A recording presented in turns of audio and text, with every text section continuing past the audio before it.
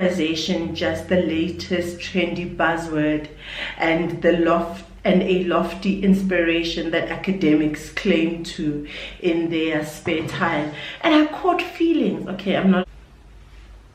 Hello natties, my name is Bonolo. I create content on psychology, spirituality, and everything in between.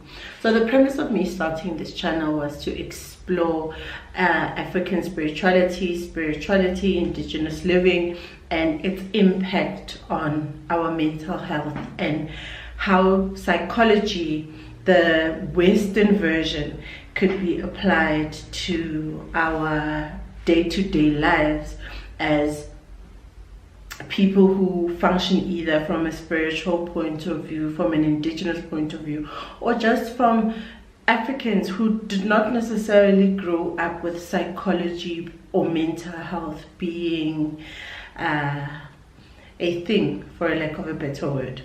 So I've been doing a lot of reading, and it's so interesting in how much has been done, and at the same time how much has not been done over the years in terms of decolonizing the field of psychology.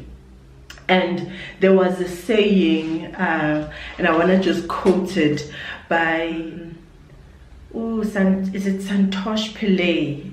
And she said, "Is decolonization just the latest trendy buzzword and a lofty inspiration that academics claim to in their spare time?" And I caught feelings, academic, but I caught feelings in that this is something I was curious about, and I went into this deep dive, and it's 6 years in, and I feel like I haven't done much progress.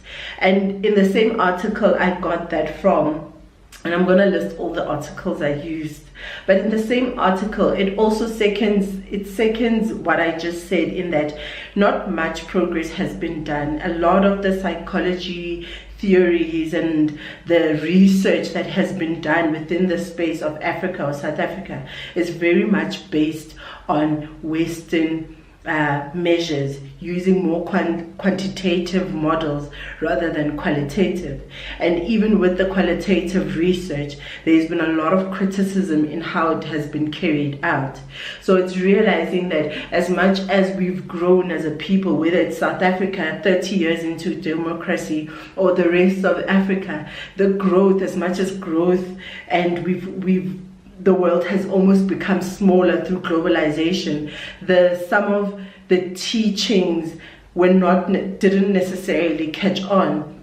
So how do you serve a 56-year-old man who grew up a certain way within the context of Africa or South Africa, and try to get him to prioritize his mental health?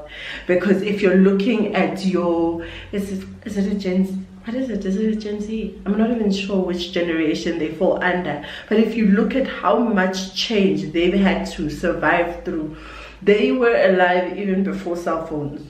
They saw the world changing, they saw the world becoming smaller, but it's also seeing your kids and your grandkids fall into pits that previous indigenous living could have almost prevented, or even yourself finding yourself closer to retirement age and not being where you want to be, but the mechanisms that are available now are not necessarily the ones that you have come to understand.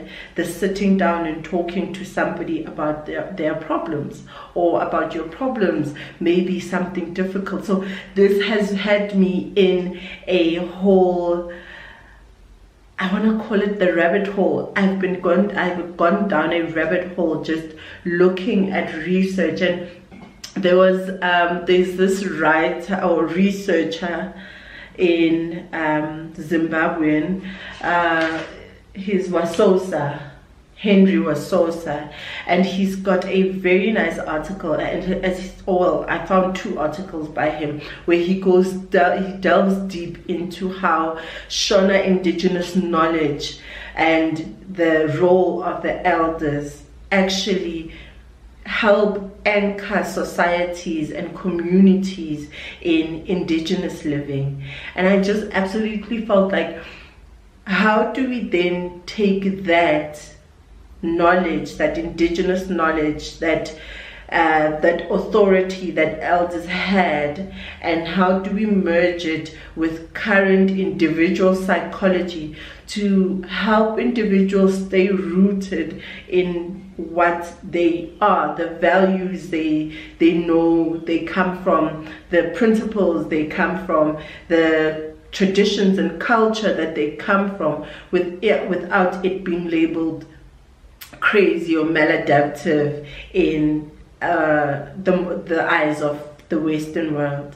And I am so wanting to delve deeper into these. It is such an interesting place to find yourself, to say, how do we anchor people's authenticity in something that is greater than themselves, and not necessarily just spiritually, but just what makes them them. Right? What makes them them, whether it's in the traditions, whether it's in that indigenous knowledge. How do we then come back and find an anchor for people if the kind of psychology or mental health promotion is not necessarily tailored to what they know and what they understand? I keep shooting these videos in little snippets, so you may see a change in lighting. But the big thing is that as you go within the indigenous way of living, and that's a lot of the things that I'm going to focus on, there are parallels that you can draw between the normal or conservative psychology alongside the indigenous living, the spirituality of it. There are places that overlap, and this is with the hopes in helping you, the normal person, the everyday person, to convince you to take care of your mental health, to convince you to do the things that may resonate with you, seek the help when you do now need help, versus it being all just bad, it being all just good. There's a Zulu saying, and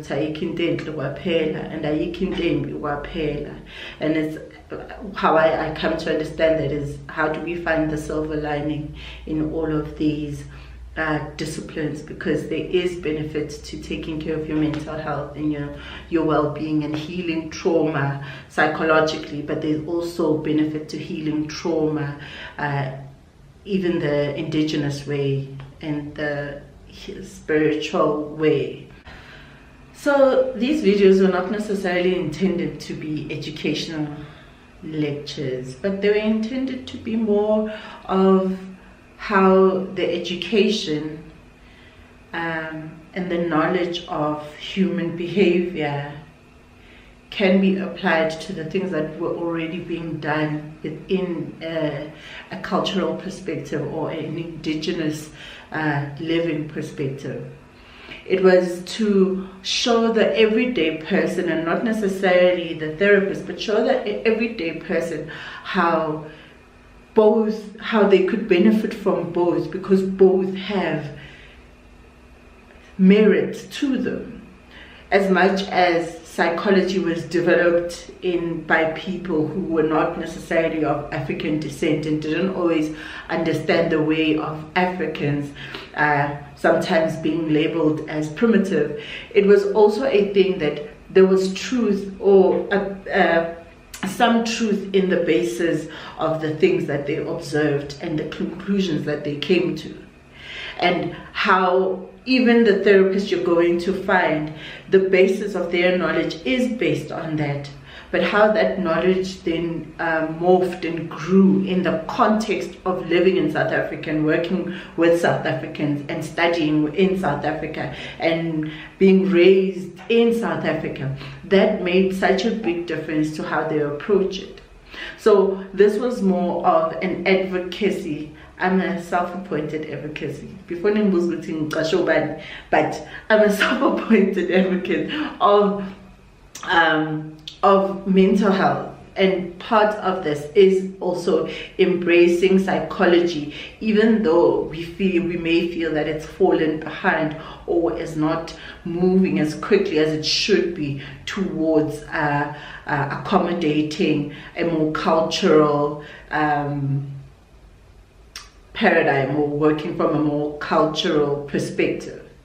So in looking at some of the research that's been done, I saw one by Eleanor Ross, where she actually, I think it was a social work paper, and it looked at the different rituals that were done as part of indigenous living, like things like ugentabeni or imbeleko, and its significance in its practices in rooting the person into their spirituality, or rooting their person and their identity in values and principles that were shared by the community.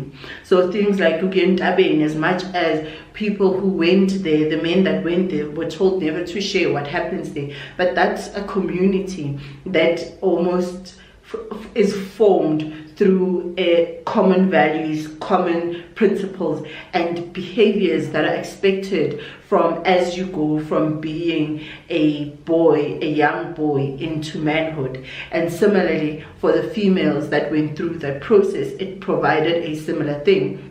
And as much as it sometimes doesn't happen with other cultures or other communities, there are variations of imbeleko. There are variations zokuyentabeni, as much as they may differ from culture to culture. But the main thing was that the people or the children that go through those processes come back with values and principles. They come back with education also on the human body and how their bodies were going to change, and those lessons in preparing them for their next phase of life. So they do these indigenous ways of doing things, and indigenous living had a part and a role to play in preparing and grounding the individual in themselves. When we look at the indigenous living, some of the things that I have explored is something as simple as food. So fermented food, and fermented food is not just for Africans or South Africans.